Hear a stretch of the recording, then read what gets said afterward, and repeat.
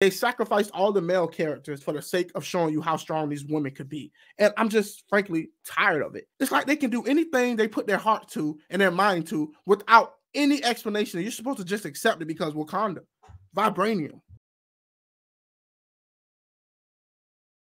I'm going to talk about the good, the bad, the ugly, what I liked about the film, what I didn't like about the film, and what I hated about the film. All right. Let's talk about the good. Let's get the good out of the way.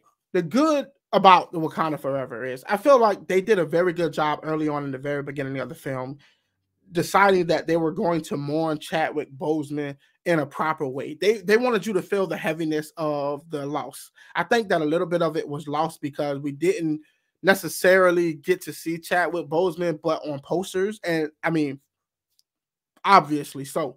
But they did do a good send off of Chadwick Boseman, the Black Panther, in the film, and they wanted you to feel the loss heavily. And I think they did that. The problem is, I think that they may have tried to extend that feeling throughout the whole film in many different areas that didn't necessarily translate with what was going on at the given time. But overall, I think they did a good job at honoring Chadwick Boseman in this film. And I think I appreciated that part about it. Another good thing I thought that was about the film was the fact that they wanted to show a lot of the changes that happened because of the death of Chadwick Boseman. And there are going to be spoilers. So if you haven't seen it, I apologize, but these are going to be spoilers. They did a very good job at the beauty of the film. Everything from the cinematographic lighting, the city, and just the beauty of it, the bright colors, I thought was pretty good. Visually, the Wakanda Forever was a very, very beautiful film. But it was mostly trash. Now let's get into the bad. The bad about this film, and I know I only said two good things about the film, but I mean, I'm working with very limited substance here. The bad of the film is the fact that the villain wasn't necessarily a villain. He was more of an anti-hero. And I feel as if the villain made no logical sense. The villain made a lot of decisions throughout the film that only lended credibility to the fact that they needed Wakanda to find a way to defeat him in the end. So most of his actions was not necessarily to show you how strong and how powerful he was, but mostly to make room and way to push the characters a little bit further in their arcs and try to develop them as characters throughout. And I really felt like the villain was sacrificed in the process. I'm not necessarily in favor of the creative genius idea of making him of Mayan culture. I get why they did it for the sake of diversity, but to me, it made no sense because many people who go watch these films are watching it because they actually read comics or they know something about the comic books. And I think they did a horrible job at translating the new Namor over. And he made a lot of decisions that just was bad taste. Also, what was bad in the film is they included another character, which was like a new Iron Man, but it was an Iron female, a young Black woman who so happened to be a mega genius. We don't know her real true story or background, how she developed as a person. They just kind of slung her in here to prepare her for a future movie or a future TV show. And most of her art was nonsense. It didn't really fit into the overall story. And we already have all of these strong female characters, and they just added another strong female character in there for the sake of future, guys. Future. We got to think long-term, guys. And I just thought that this character, I didn't care for. She basically was a copy of Shuri. And I mean, she was doing things that didn't make any sense. She had an Iron Man suit that she put together in her little junkyard, and it was a functional Iron Man suit. And how she did it, we don't know. All we're told is she's super, super smart. Hey, Tracy, how you doing, girl? Welcome. And I just feel as if this character didn't belong in the film. I think they could have used more of that time flushing out Shuri as the Black Panther. Another thing that I really didn't like was the fact that they waited till the last 10, 15 minutes of the movie for Shuri to actually become the Black Panther. So for a Black Panther film, we only see Black Panther for like the last 10, 15 minutes of the movie, which I thought was just horrible. I don't go to a superhero movie not to see superheroes do superhero stuff. I don't want to wait to the very last second of the movie to see superhero do superhero stuff. And not only that, the fight scene at the end was just CGI bad. And the fight didn't make any sense. They decided to go out into the water to try to bait Namor to come fight them in the water in his own territory. Even though we know these people control whales and control the water, why they would get on the ship and fight any of the Wakandans make no sense to me. Why not just knock the ship over and fight them in the water? Common sense. For these two nations to be the very most powerful nations on the planet, they have no sense of military strategic battle skills or anything of that sort. And it just throws you off drastically. Now I'm gonna get into the ugly, and then I'll leave it here.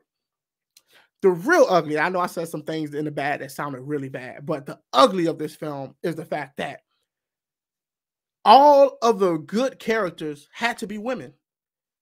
The one strong male character was M'Baku, and he spent most of his time getting beat up or making jokes. He wasn't a strong male character that they could rely on. He didn't really serve much of a role in the film besides trying to show how strong the enemy was, Namor, who basically dominated him without any hesitance. And I just feel as if they sacrificed all the male characters for the sake of showing you how strong these women could be. And I'm just frankly tired of it. I'm tired of the need for diversity to overpower these films for the sake of sacrificing the story. Another part that was really ugly, in my opinion, was the fact that they decided in the last film of Black Panther that they were going to open themselves up to the world. And yet everything is retconned and they are becoming more isolated. So they basically crapped on the first film and decided to literally go in a whole totally different direction. And the whole point of the Black Panther and becoming the king or the leader of Wakanda is to win in this fight that whoever's the strongest will become king or queen. But apparently the mother became the queen without any fighting or any right to. And Shuri also became the leader once the mother died, just because she synthesized a part of the heart-shaped herb. It just doesn't make any sense. And they basically just retconned all of the established rules in the first film so that they can somehow make this movie work. Shuri looked horrible in the Black Panther outfit because she's so small and so skinny. It's unbelievable to think that this small little girl is literally going to beat this thousands of years old Namor, who's battle hardened, who lives at the very bottom of the ocean, whose bones are probably denser and stronger than any person living on the surface of the planet. And she's only been Black Panther for like a day, and she can beat him. I call BS. Another thing that was ugly about the film is the fact that the female warriors can somehow dodge bullets, chop bullets with spears because of what? They're still human. They're not super soldiers. And if they're super soldiers, what need do you have for a Black Panther? It's like they can do anything they put their heart to and their mind to without any explanation. You're supposed to just accept it because Wakanda, vibranium. So I would say the world of Wakanda in this film made no practical sense militarily wise, culture wise. And it's sad to say that I didn't find much of this movie to be coherent. I will say that it was beautiful, and I appreciate them sending Chadwick Boseman off and honoring him. But overall, the story made no sense. And I'll give you one last thing. Namor wanted to kill the female scientist who created this machine in order to find vibranium. And his whole thing is, I want to kill the scientist. They basically get their hands on the female scientist, and instead of killing her, they take her underwater with Shuri and keep her safe so that this guy can tell Shuri his backstory and take her down to his country and show her what it's like, how they live underwater. And all to set up the fact that this female and Shuri escapes. But the whole point he wanted was to kill her. The same female character who we get introduced to within the first 10, 15 minutes of the film kills a bunch of police officers like it's nothing and have no regret for it. And she's 19 years old. And she completely murders these people in cold blood. Police officers that are just doing their job. And I think she's a psychopath. Last thing, I know I said, but it's a lot to gripe with. Shuri is conflicted about killing Namor at the end of this film. And they make it seem as if this is some big choice that she has to make. But meanwhile, at the same time, Wakanda and the fish people are back there killing and slaughtering each other like it's nothing. And I'm supposed to be emotionally invested on whether or not she's going to kill Namor? It makes no sense. At this point, we've accepted death and murder like it's nothing. It just brushes off. So this film was a major letdown. Like I said, there was a few things that I liked, but overall, I think it's forgettable, and I think that most people will forget about it. And I'm not comparing it to the first film. I'm just saying, as it stands on its own, I'm just tired of the wokeness. I'm tired of the unbelievable things that you have to accept in order to enjoy these films. Yeah, it's a superhero film, and I'm going to give it a lot of credibility, and I'm going to ignore a lot of things that I know wouldn't be possible in real life. But the things that I think should be grounded is military strategic action, good decision making, a villain that you can relate to and feel like, you know, he's somebody you're invested in, and also the hero. And you really don't know who the main character is in this whole film throughout most of it. It feels like it's switching from person to person to person in every 5 to 10 minutes. So that's my thoughts on it. Whether you agree or not, have you seen the film? Y'all let me know. Do y'all agree? I want to give a huge thanks to ExpressVPN for sponsoring this video.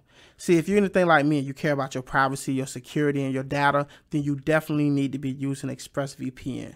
I'm not just saying that. I care about my viewers and I care about myself, which is why I use ExpressVPN. ExpressVPN is available on all your devices, phones, computers, even your smart TVs. So there's really no excuse why you shouldn't be using it. On top of that, if you watch different streaming services like Netflix, then ExpressVPN will allow you to have up to 94 different IP addresses in different countries, which will give you access to shows that you don't even have available in your own country.